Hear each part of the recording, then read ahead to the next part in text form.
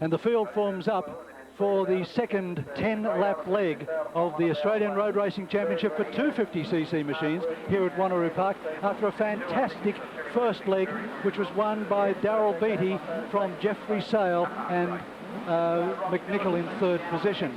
But a man who won't be riding out there today is Graham Morris, who broke his collarbone in practice on Friday and is joining us in the commentary position at the moment. They're all in readiness. 10 laps around the 2.41 kilometres of Wanneroo, 24 kilometres, and the standings. You can see round 3, this is leg 2. It's a very hard-fought championship. We'll deal with that in just a moment as they're all in readiness now. Beattie's on 84 and starts to move fairly well, but it's Hamish McNicol leaping out in front of Sayle. Sayle down the inside, however, takes the lead into the first corner. And Graham Morris, you're traditionally in among this pack. You've been able to move up the 250 production class. It's pretty hectic and it's pretty essential to get a good start. Yeah, it's very important. If you don't get up amongst the leaders in the opening lap, you'll find someone can make a break, and it's very, very difficult to make it up. When they're that close together, Graham, do you physically feel it, or do you just concentrate on the job you're doing? No, you've just got to turn off to everything else that's happening and just go, put your head down and concentrate on what you're doing. Do you like the class of racing? Oh, it's excellent. The guys are good. The bikes are excellent. They're the best you can buy. And as you can see, Jeff's pulled a little bit of a gap already out of the base, and I think that's what he'll probably try and do, and try and get a little bit of a lead on the opening lap. You say the guys are good. The bloke up front is one of the best, isn't he? Yeah, I think without him, I'm basically learning as much as I can from him, and there's a hell of a lot to learn there. Daryl Beattie now back into third position on bike 84, but it's Sayle leading from bike 34, Hamish McNicol. And McNicol down the inside of Sayle, but Sayle takes it back right at the last moment in the braking area. You'll probably get more nervous watching this, Graham Morris, than you'd be out there. I better hang on to this chair. I could have a get-off. And Graham, it's not a broken collarbone, as I just said. No, it's just strained ligaments and tendons in the shoulder itself, but it's given me a great deal of pain at present.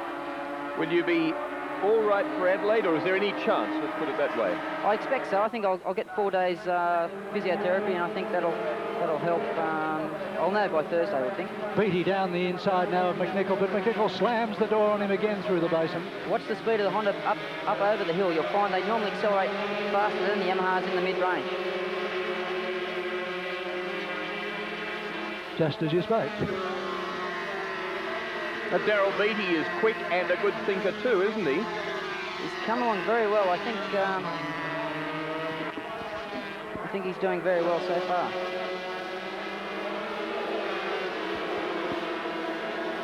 Jeff up the inside. And Sayle having to work oh so hard now to hold them out. It's unusual to see Sayle having to close the door like that.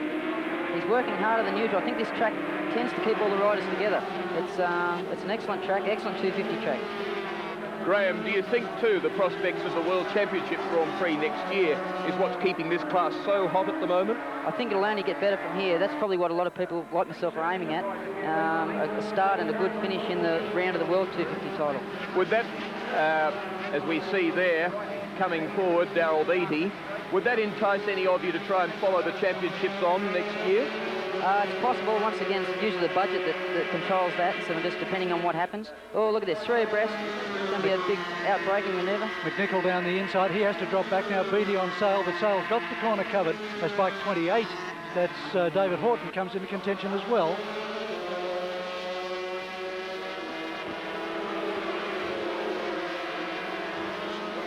McNicol desperately looks for an inside run there. Can't find it on Beattie.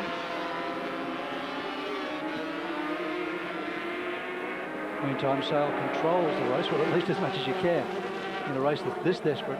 They must feel sensational, these bikes. They're light, they've got more than 60 horsepower. You can do almost anything with them, can't you? Not quite. Yeah, the line changes you can do mid-corner on these things are phenomenal. You can pick a line and change it at any given point in a corner, which makes it pretty exciting passing maneuvers. Beattie is absolutely sensational down here into the area where you fell off. His late braking is unbelievable. Yeah, I think he's just a very talented little rider, I think. Look at this. Look at this, 3 abreast as they come down there out of the corner. We found out who the bravest wasn't, which was Hamish McNicol. McNicol got right out of it as he had to do. Oh, and he almost got off it there. And in behind them, don't forget what's going on back there, 28 and 38, is David Horton and Roy Leslie. They're into it as well, hooking along 4th and 5th place.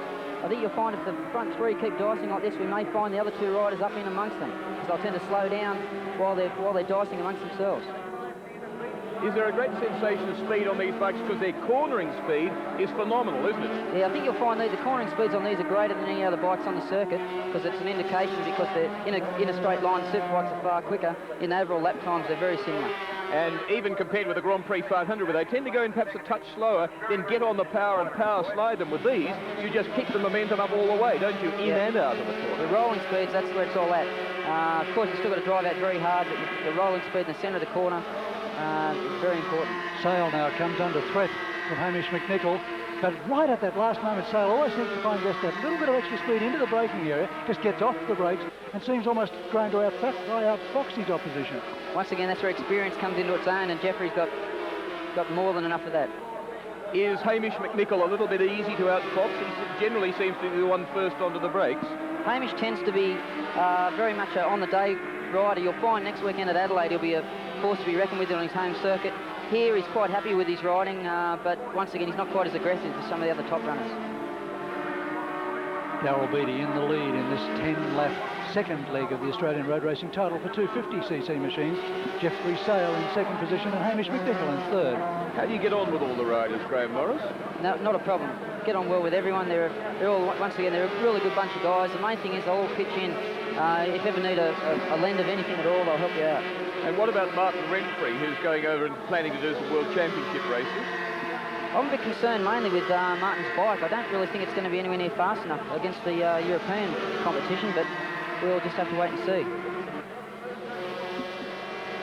But Daryl pulling a bit of a gap now on Jeff and Hamish. And Jeff can well ill afford this, because to win this round here at Wanneroo, he has to win this leg. That's right.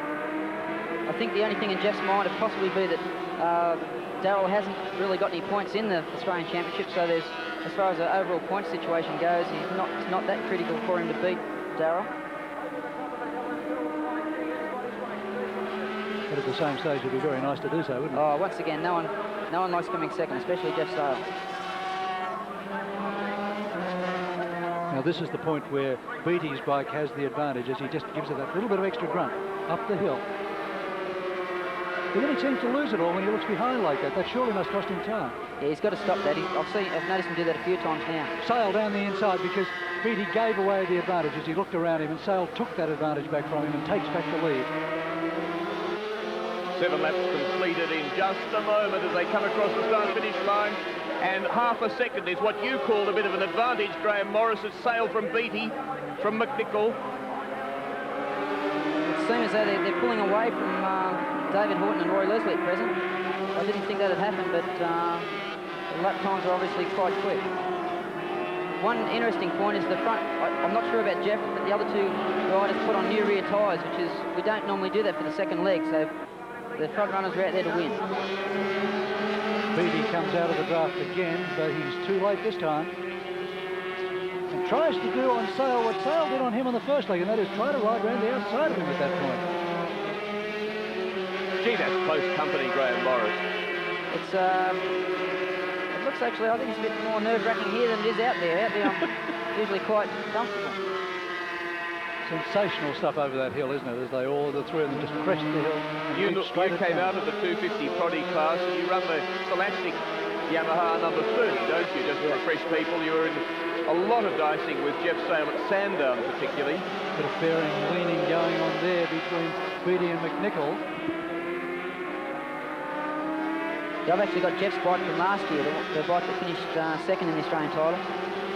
And in some ways, that's regarded as a bit better than the one that he has at the moment. It's not so keen to rev out as much, is it? It's very difficult. It's fully sorted. That's to its favour, but I find the new bikes are that little bit faster, which we're trying to do something about that now, but we've just struck a few minor problems right at the present stage, but we should rectify that for Adelaide. To what extent do the riders themselves get involved in race tuning and preparation, as you see Beattie now charging through? This is sensational braking at the end of the straight at the end of lap 9 as Beattie goes into the lead.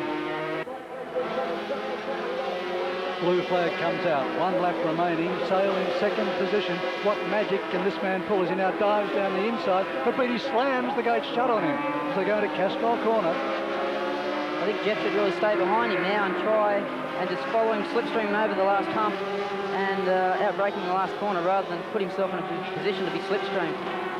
Beattie down there is very quick in that section, isn't he? Sayle has pulled out-braking manoeuvres on occasions, but on others, Beattie's had such speed there that it hasn't been available. Kept busy there by lapping Mark Wolfenden at 44. So now it all comes down to one corner, the corner that leads on to pit straight, Yokohama corner. And Beattie again looks behind him, and that cost him time every time.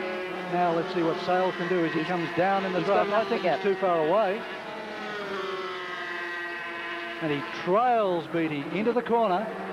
And the checkered flags come out. And it's a race to the finish. And it's Sayle by a quarter of a bike length. Yeah, absolutely a wheel.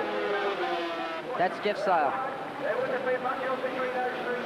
Going into the corner, you wouldn't have given him an opportunity. You wouldn't have thought he could win it. But the lap record was 61 seconds. For 10 laps, they did 10 minutes, including a standing start, 18.4 seconds.